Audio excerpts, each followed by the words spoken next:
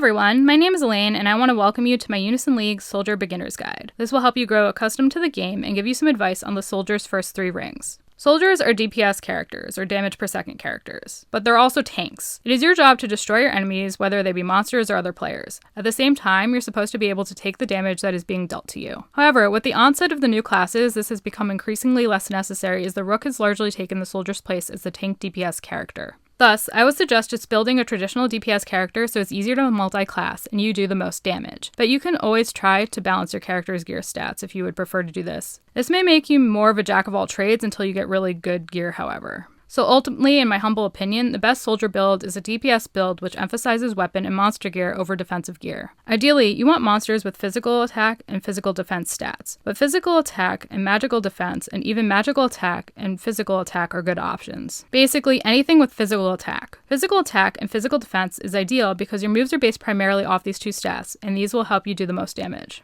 Magical attack and physical attack are the 2 primary stats for your monster's damage, so equipping monsters with these stats will help them do more damage if you're finding it lacking. Early on in the game, you may find that you have trouble acquiring the axes and swords, which are the soldier's weapons and the weapons your class gets passive boost from. It's okay to equip things from other classes to make sure your character continues growing. You're probably going to have to early on and swap as you acquire new things. For soldiers, the best things to equip if you can't get axes and swords are lances and scythes, the lancer's weapons. This is because they have higher physical attack than magical, which will help boost your damage output.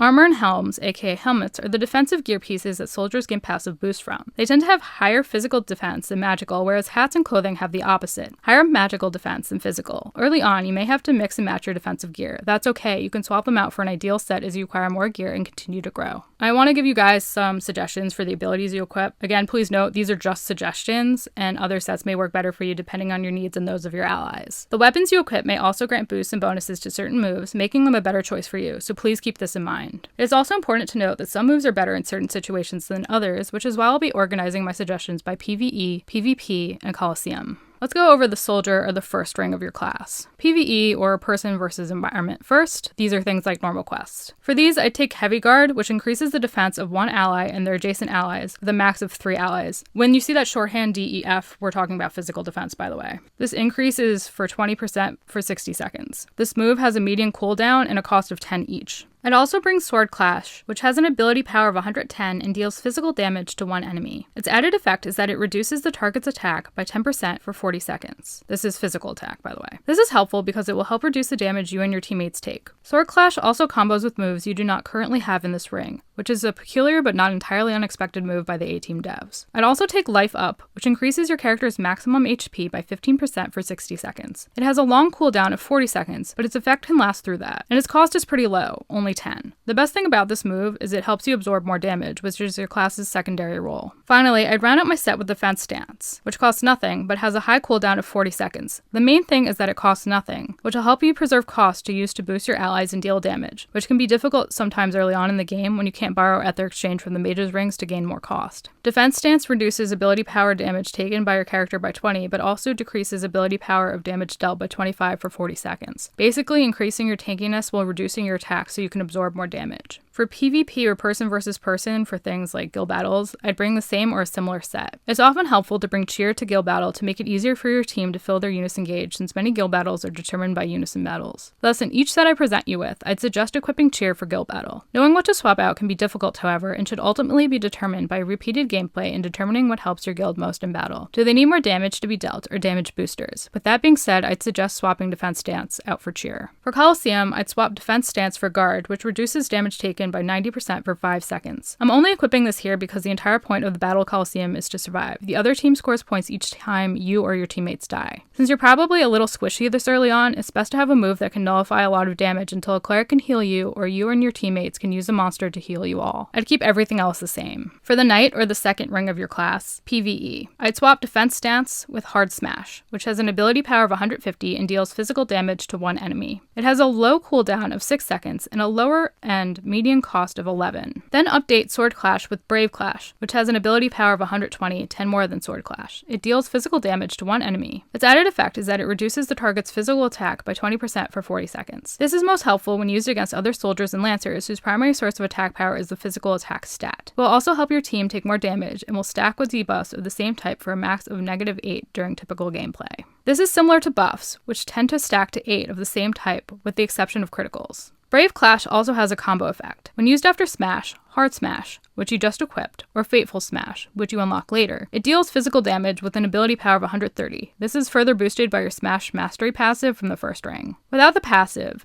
it's a standard 10-point ability power increase. The combo also increases the attack reduction added effect to 30%, so another standard 10% increase to help you guys absorb more damage by weakening your enemies. This is really helpful early on because these debuffs can only be cleared by things such as time and certain cleric abilities, and your enemies may not have these abilities early on, which means they must be cleared by time, and will have the potential to continue to stack as time wears on. Swap life up with Heaven's Breath, which has a high cooldown of 60 seconds and median cost of 15. It increases your character's max HP by 30% for 90 seconds, making you more capable of taking damage. Then update Heavy Guard for Phalanx, which increases the defense of all allies by 20% for 60 seconds. That's physical defense, if you guys were wondering. It is better than Heavy Guard because it affects all allies as opposed to a max of 3 and only costs 2 more and has 5 seconds more cooldown. For PvP, I would bring the same as PvE with a potential cheer swap. For Coliseum, bring Guard. Drop Phalanx or Heaven's Breath. Bring the rest of your PvE or PvP set, or keep your set entirely the same. Since it's a mixture of damage dealing moves and defense and HP buffing abilities, it should serve you fairly well in the Battle Coliseum. Now for the Paladin, the third ring. For PvE, I would update Hard Smash with Fateful Smash. It has a cooldown of 6, the same as Hard Smash, and costs 12, 1 more than Hard Smash. It has an ability power of 170, 20 more than Hard Smash, and deals physical damage to one enemy. Swap Brave Clash for Deadly Clash, which has the same 6-second cooldown and only costs an additional point. Deadly Clash has an ability power of 140, 20 more than Brave Clash, and deals physical damage to one enemy. Its added effect is that it reduces the target's attack by 20% for 40 seconds, the same as Brave Clash. When used after Hard Smash, which you are going to keep equipped, Deadly Clash deals physical damage with an ability power of 150 to the target. This is a standard 10-point increase over the non-combo version. It also increases the physical attack reduction added effect to 30%, which is another standard 10% increase over the non-combo version. I would ignore Mirror Guard because there are many monster effects, like Piercer, that will allow your enemies to break through their flex, as well as class abilities like the Mage's Stardust. It's also a really small amount of shields, which probably won't be as helpful as some other options you have at this point. I wouldn't bring Knight's Loyalty. It's going to make you too susceptible to death, especially if you don't have a cleric or healing monsters on your side. Ultimately, your last spot is going to be a bit of a competition, ultimately determined by your experience and what you feel you need to have on your character. If you find yourself regularly running out of cost, bring Ether Exchange from the Mage Ring. If you want to absorb more damage, keep Heaven's Breath. If your team is squishy and you guys need a defense boost, swap Phalanx with Holy Guard, which has a pretty long cooldown of 30 seconds and median cost of 15, but increases the physical defense of all allies by 30% for 60 seconds.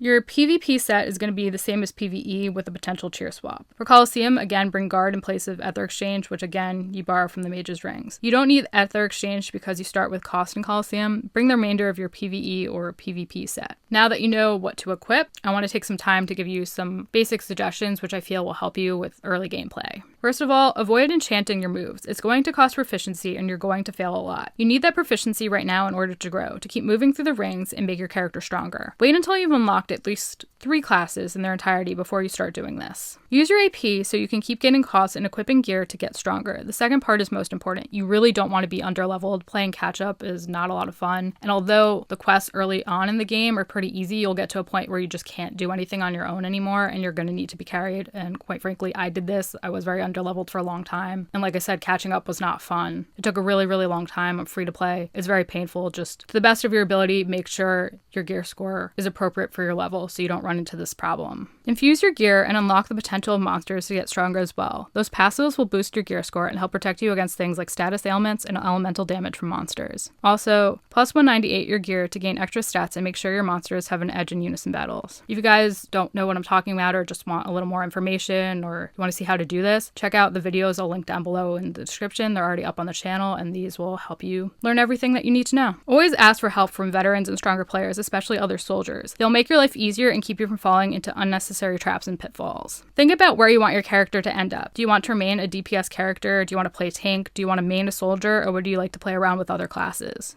Consider this as you build your character because it will affect your gameplay and build. It will save you in the long run from pesky scrolls and restat elixirs, which can really add up for free-to-play players especially. And that concludes my Unison League Soldier Beginner's Guide. I hope you found my guide helpful and feel better prepared to play Unison League. I wish you all the best of luck and thank you for watching. If you liked what you saw, please give me a thumbs up, subscribe and hit that bell so you know what's up, and leave a comment if you have any questions. I'm always happy to help and we'll be adding more beginner guides over time to continue to expand your breadth of knowledge. Anything that's already up will be found in the description down below. Happy gaming, I hope you all have a wonderful day and I'll catch you all in the next one. Bye guys!